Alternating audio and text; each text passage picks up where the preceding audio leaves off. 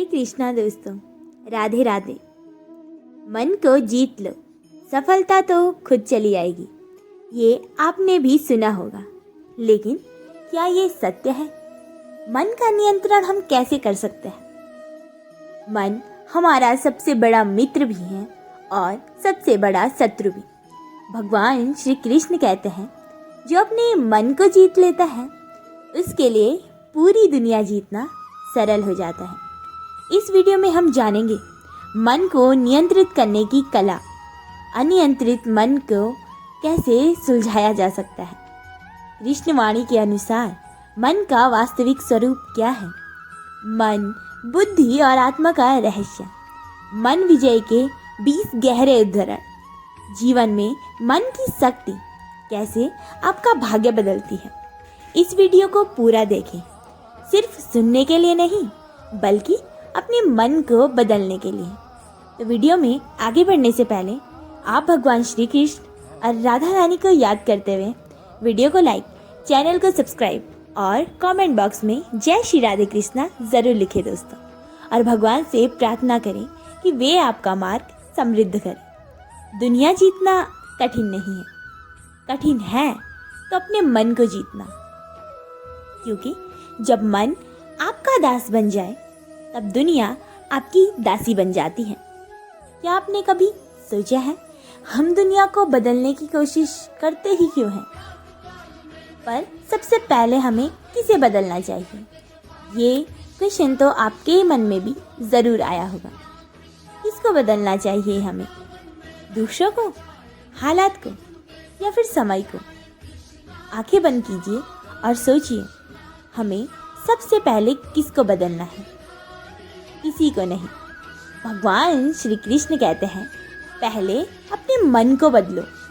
मन बदलेगा तो जीवन खुद ब खुद बदल जाएगा। मन ही वो शक्ति है जो आपको ऊपर भी उठाती है और आपको गिरा भी देती है। मन ही आपको प्रेरित करता है और मन ही आपको तोड़ देता है। जी हाँ, ये आज की दुनिया की और हमारे मन की सच्चाई है कि मन ही हमारा मित्र और शत्रु है। हम उसको जिस दिशा में ढालना चाहें उस दिशा में ढाल सकते हैं। मन ही आपको प्रेरित करता है और मन ही आपको तोड़ देता है। आज की इस दिव्य वाणी में हम मन का रहस्य समझेंगे। मन क्या है? ये भटकता क्यों है? इस पर कैसे काबू किया जा सकता है? और कृष्ण से जीतने का मार्ग क्या बताते हैं? अपनी आंखें बंद कीजिए और एक गहरी सांस लीजिए और आइए मन की यात्रा को शुरू करते हैं। मन स्थिर नहीं है, मन हवा की तरह है। जिस दिशा में ले जाओ चला जाता है, जिस दिशा में छोड़ दो बहक जाता है। भगवान श्री कृष्ण कहते हैं, मनुष्य का मन ही उसका मित्र है और उसका शत्रु भी। मन मित्र कब बनता है? जब वह बुद्धि के नियंत्रण में हो। मन शत्रु कब बनता है? जब वो इंद्रियों के नियंत्रण में हो। यहाँ एक गहरा रहस्य है। मन प्रतिक्रियाओं से चलता है, बुद्धि निर्णयों से चलती है, आत्मा शांति से चलती है।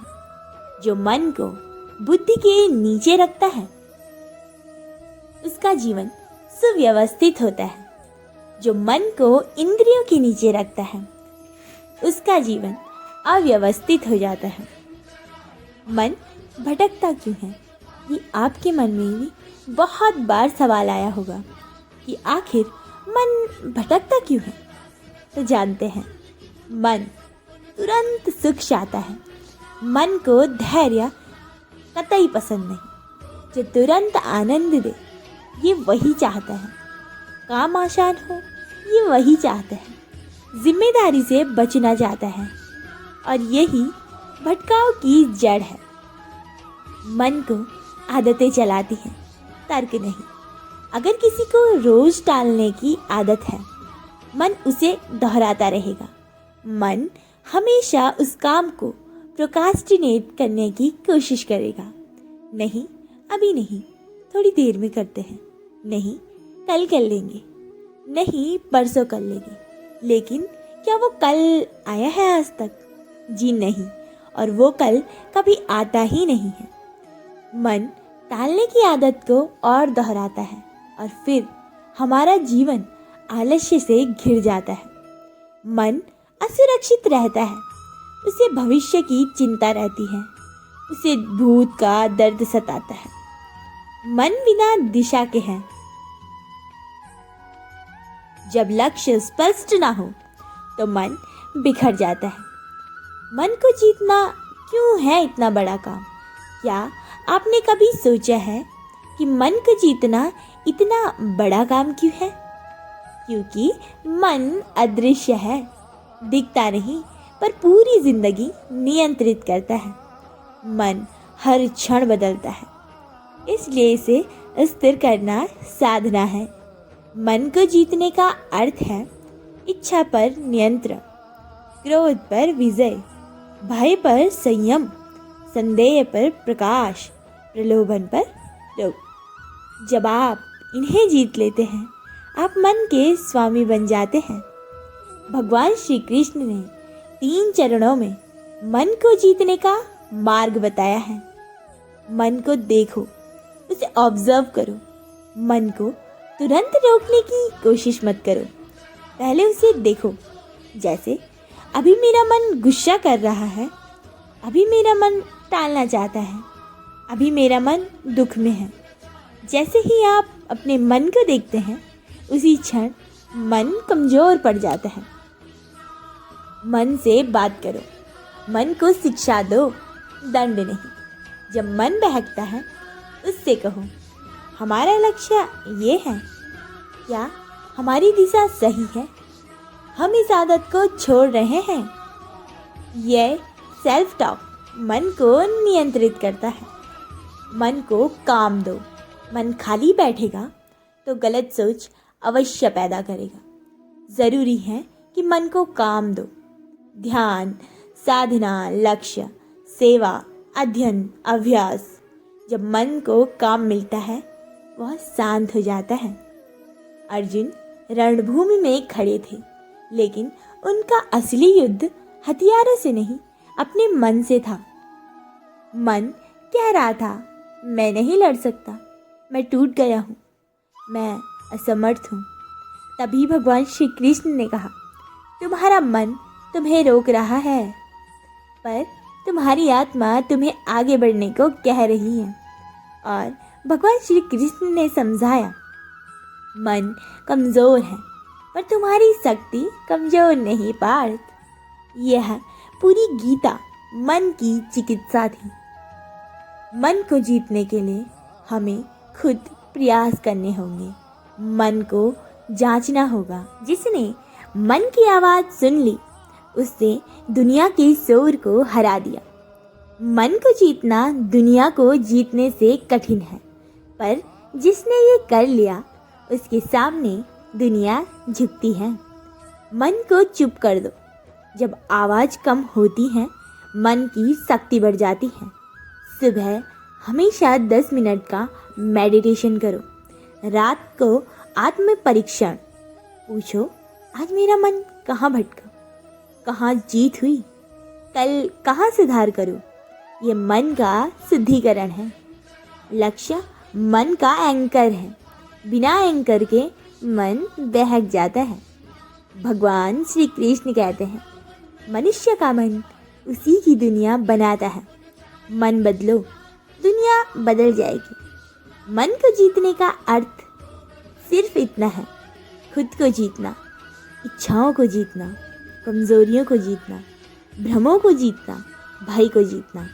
और यही असली महारत है। यदि आप मन को जीत लेते हैं, तो जीवन की हर चुनौती आपको छोटी लगती है। मन आपका सेवक बन जाए तो जीवन स्वयं आपकी सेवा करता है। आज एक छोटा सा संकल्प लें, मैं हर दिन अपने मन को थोड़ा थोड़ा ही सही पर जीतूंगा। यही विजय है। आपको वह देगा जो दुनिया में कोई नहीं दे सकता। आत्म शांति, निर्भयता, सफलता और दिव्यता। ये कृष्णवाणी से हम अपने मन पर विजय पा सकते हैं। अगर आप भी अपने मन को जीतना चाहते हैं तो आंखें बंद करें और एक गहरी सांस लें और मन में कहें, यस कृष्णा। मन से जीते लोग इतिहास नहीं पढ़ते, वे इतिहास बनाते हैं।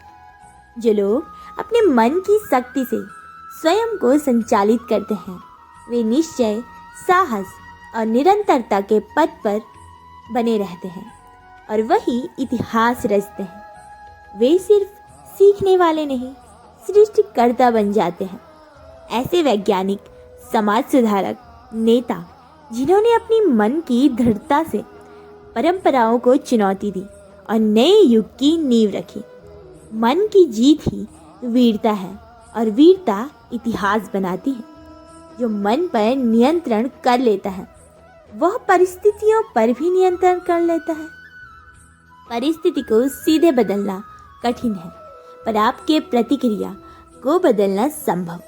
जब आप अपने मन को नियंत्रित कर लेते हैं, आप परिस्थितियों का सर्वोत्तम उपयोग कर पाते हैं और उनका प्रभाव कम करते हैं। बाजार में गिरावट है, पर निवेशक शांत है और रणनीति बदलकर लाभ में आता है। मन ने परिस्थिति का स्वरूप बदल दिया। मन ही तुम्हारी यंत्रणा है, उसे संचालित करोगे तो दुनिया समायोजित हो जाएगी।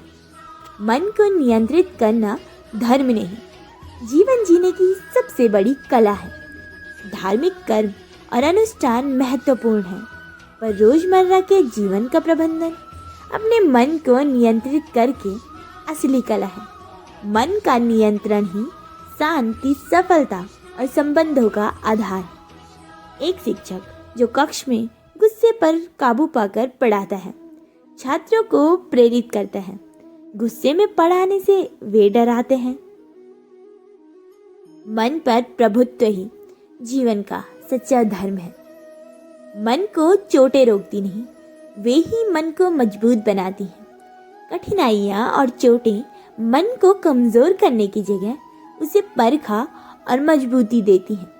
यदि आप उनसे सीख लें, दर्द हमारे कैरेक्टर को तराशता है और वही अंततः दृढ़ता देता है। मन में डर हो तो रास्ते दिखते हैं, मन में विश्वास हो तो रास्ते बनते जाते हैं। डर हमारा बांध है, विश्वास हमारा पुल। डर विचारों को संकुचित कर देता है, विश्वास उन्हें विस्तारित करता है। मन में विश्वास पैदा करने से संभावनाएं खुल जाती हैं। उद्यमी का डर उसे स्टार्टअप करने से रोकता है। उसमें विश्वास आया तो उसी ने बाजार बनाया। विश्वास की शक्ति को पहचानो। भगवान श्री कृष्ण उस विश्वास के साथी हैं। मन जितना साफ होगा, जीवन उतना आसान। अस्पष्ट विचार, अनियंत्रित इमोशन, भ्रम ये जीवन को जटिल बनाते हैं। मन को साध कर और शुद्ध कर आप निर्णय सरल कर सकते हैं और जीवन में अनावश्यक जटिलताएं घटती हैं। जो व्यक्ति अपनी प्राथमिकताओं को स्पष्ट कर लेता है उसकी दिनचर्या संगठित और असरदार हो जाती है। मन शुद्धि साधना है और यही सादगी का रास्ता। जहाँ मन अटका हो वहीं जीवन रुक जाता है।